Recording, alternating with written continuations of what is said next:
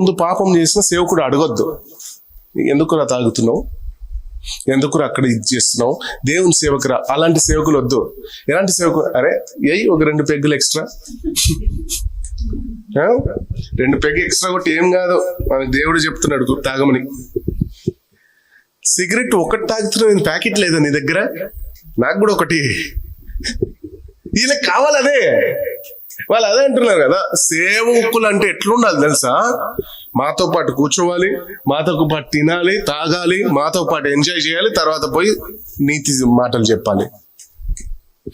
దావీదు పాపము చేసి నీతి మాటలు మాట్లాడుతుంటే దేవుడు ఒక ప్రవక్తని పంపించి ఖండించాడు ఆ మాటల్ని. పాపం చేసి నీతి మాటలు మాట్లాడుతున్నావు, సాగిల పడిపోయాడు దావీదు. తప్పైందయ్యా, అది దేవుని శక్తి.